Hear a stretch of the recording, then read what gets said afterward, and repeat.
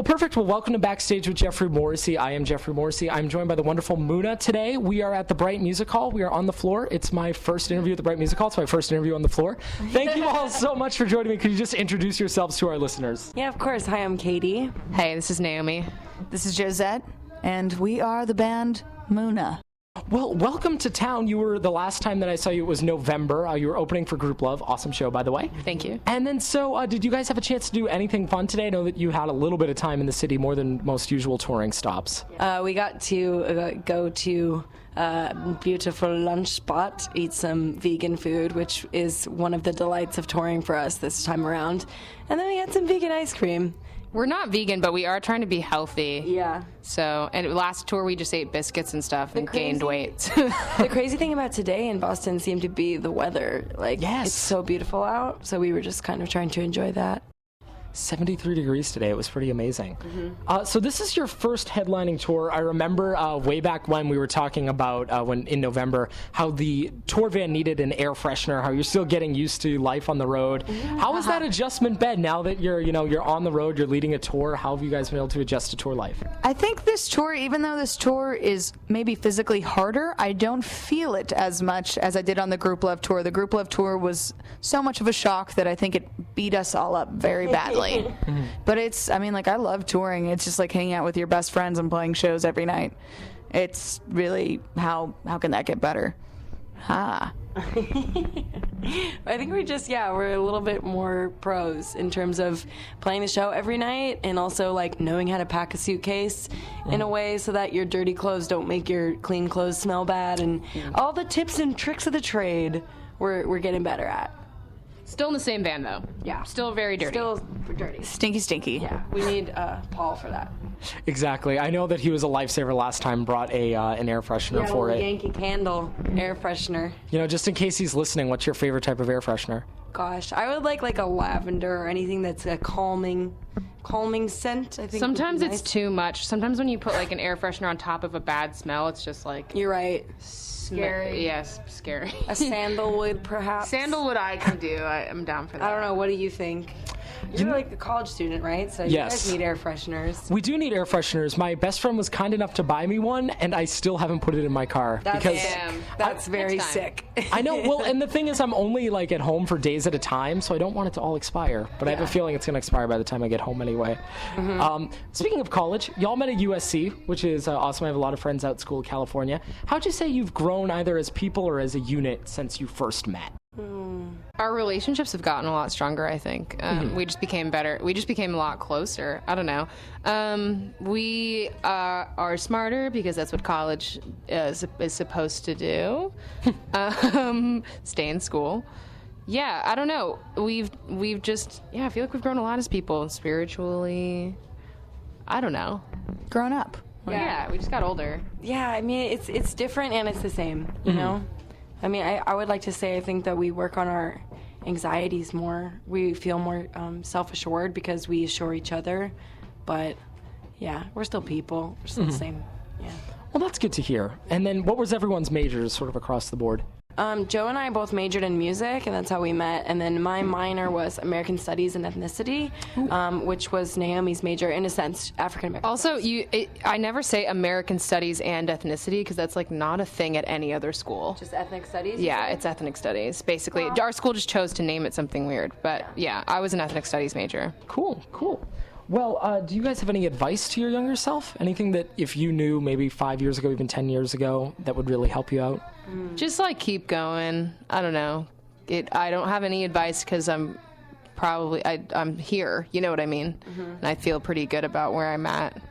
One thing that I talk about sometimes on stage, or I've been talking about over this tour, is that like a lot of this album about you is about putting like the source of your happiness and your fulfillment like way outside of yourself and trying to attain something, whether it be like a person or an achievement or the pride of your parents, whatever it is, like trying to get that because you think that will make you happy, and like that path can usually leads most people to unhappiness. So I feel grateful now to be in more of a state of like, I'm not trying to acquire something, I'm just trying to appreciate the fact that I have everything I need right now. And we all kind of have everything that we need just right now. Like, we don't need to change anything to be happy. And the only thing I wish is like I had known that when I was younger, but that's why they say youth is wasted, I think, on the young. Yeah, I mean, like, I don't think I'd change anything, but I think what Katie said is, like, accurate. Especially, like, going on tour highlights that, like, I have the most fun, not, like, when we're doing, like, some big show or something like that, but when we're all just, like, hanging out together and just, like, appreciating, like, the little things, because that's where you really get happiness from, not from the external, kind of, if that makes sense. Yeah. Totally. I like those philosophies a lot. Now, one of the things I like about this tour and the release of the album About You is that you've decided to launch a magazine sort of to go along with it. How did you guys decide to do that? Why was that something that was important to you? I mean, when we were initially deciding on the aesthetic, like, look of the record, we wanted to kind of harken back to zine culture and, like, 80s and 90s queer culture and feminist culture, like, kind of riot girly sort of things. Because we fancy ourselves, like, punky aesthetically, but, like, softies. But, yeah, we wanted to make a zine sort of inspired by that aspect of, you know, our history as women and as queer people. Zines are really cool ways of just, like, anonymous collaboration and people coming together to create a very diverse but, like, unified message. And we want people to contribute it and write and, you know, draw things and express themselves in ways that don't necessarily have to do with us as a band. We're just excited that people are, you know, submitting stuff. It's cool. Yeah, it's kind of taking the idea of the album title About You and taking it to, like, the next step.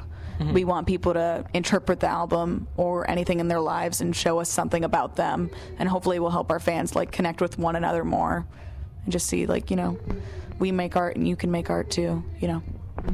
You'd sort of touched on the visuals, that every track on this record is going to get a visual with it. And then one of the things that I've sort of loved that you've incorporated into your aesthetic was the whole flowers on the stage, flowers on social media. Why were visuals important to you? Why the flowers specifically? Why was that something that you wanted to incorporate? Honestly, Morrissey. Yes. Yeah, seeing pictures of Morrissey with just, like, a handful of lilies. I love that kind of melodrama. Also, this band that I love called Brand New, like, Jesse Lacey, their lead singer, has often, like, bouquets of flowers on his mic stand, and I just like the way that it looks. I think it makes it, like, very theatrical and melodramatic, which is just fun. And, like, we do all the white roses. It's very, like, melancholy, and yeah, I'm attracted to that softness and that, like, theater-like vibe of stuff. But yeah, visuals have always been super important. I'm a very visual person. I think we all are in different ways. I'm just attracted to things that I think look cool, and I like albums more when they have, like, sweet album covers. And the visual project, the video project with all the lyrics and stuff, was just an extrapolation again on the idea that we want people to feel like the album is about them and for their lives. So we kind of just made little vignettes. Some friends of ours directed it. They're really awesome. But yeah, just making the album actualize itself in real life in people's everyday, maybe, like, quotidian situations, just like walking down the street or getting off work late at one night or something like that. Now, in terms of About You, how do you guys apply it to your own life? What is one song that maybe strikes you in a certain way on the record? Katie wrote all of them, so probably all of them. Yeah, like, would they all apply? Yeah. I try to think about, like, what song when we've been playing live has been resonant to me. I don't know, Promise is a song for me that I always return to because I feel really accomplished writing that song. Like, it made me feel like I was able to articulate something that maybe is a more nuanced human experience because it's about my temper.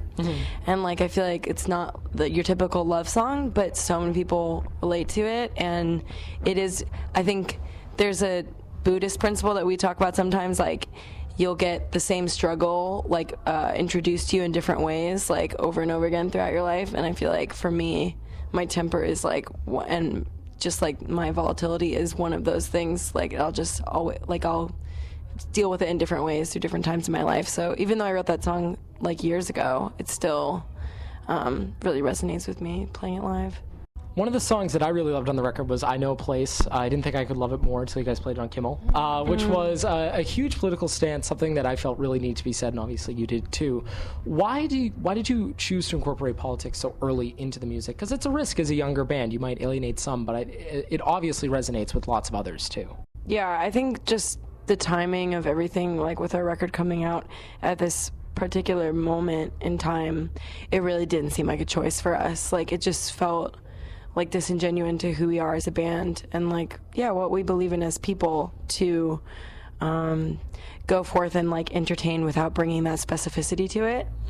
And that's really, you know, what the song was about anyway, was imagining like a better world where people don't have to fear persecution because of, you know, who they love or the color of their skin or what they believe in. Like, that just sucks, to be honest. Yeah. So, no, it does. So it's like, we just didn't feel like we had a choice. We had this platform, and I think a lot of artists agree right now that if you have a platform, you got to use it. Even though we're a young band, we have a platform, and so many people don't have that, so you got to use it. Well, now to go on a little bit of a lighter note, what is each of you, your favorite place in the world? If you could be in one place, what do you think that might be? Damn. I don't really have like a favorite. Like a country or a city or like a room? Is it any of Any of those, however you want to interpret it. Bed. Yeah, floating bed anywhere in the world. Yeah, I can't even really think of like a city. I would say either like somewhere beautiful in the mountains, somewhere like tropical. I don't know. My mom's from Hawaii, so like maybe somewhere in Hawaii, like drinking an orange juice at like 9 a.m. after having slept for 13 hours. Or doing the same thing but in like a loft in New York or London or something, and eating a delicious breakfast pastry or like an egg or something. That's not really a place, just a vibe. Yeah. You already said bed, but... No, do you have something? I don't know. There's so many places that I love. I mean, I love New York City, but I also love like... There's like forests and lagoons. I grew up in the northern suburbs of Chicago. I feel like there's just something about, the nostalgia of being in a place where you used to like explore when you were a kid that makes you feel really free and curious and happy. So that probably for me would be one of my favorite places. And we live in Los Angeles, so I like LA too. My heart is definitely in LA. My roots are slowly growing there. This is difficult. I don't know. That one place in Italy. Yeah, that Portofino is really beautiful, but I don't know if that's like my favorite place. I feel like my favorite place would be like, I don't know if it exists. Yeah, it exists, and like I could say like things that would make a perfect place, like very well stocked kitchen with my dog, maybe a fire. There you go. Maybe the Food Network's on. So pretty much Inside. So no, like I'm in the mountains and we're gonna go on a walk after I start making this soup. Yes. And then we're gonna cuddle. I miss my dog. To the T, by the way. Yeah, there's a stream too. Love the water. Yes. That's the place I want to go. Food Network and a house in the mountains. That sounds great. Yeah, let's go. Let's go. Well, I could talk to y'all for hours, but you have a show that you need to play, so I'm going to wrap this up. Who are y'all listening to? I know that you mentioned that you're going through discographies in the tour van. Who might be up next? Who's going to have their catalog listened to? I want to listen to the Stormzy album a lot. Yeah, he just dropped it today, and Katie and I both listened to it at the gym this morning. Yeah. And making it sound like we work out. We don't. We worked out once. And we listened to Stormzy, and it was really motivating. So, yeah, he's a beautiful person and a great rapper, and grime is so cool, and it should be the biggest thing in the world.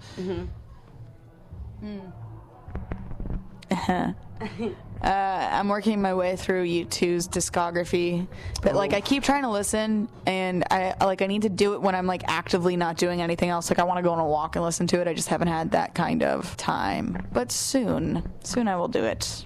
March 9th, the Joshua Tree turns 30. So Wow. Are we that's a big going one. to be in Joshua Tree? We're gonna be in Joshua Tree Oh then. my God, that's going to be a pilgrimage. We should listen to it. Yeah, that's so funny. You totally should. You totally should. Well, if you're looking for something a little bit more modern, About You is the album. It's out on RCA Records. It's by Muna. It's produced by Muna. It is well worth your time. It's so far my favorite album of 2017. So thank you all so much. Have a great night. Thank you.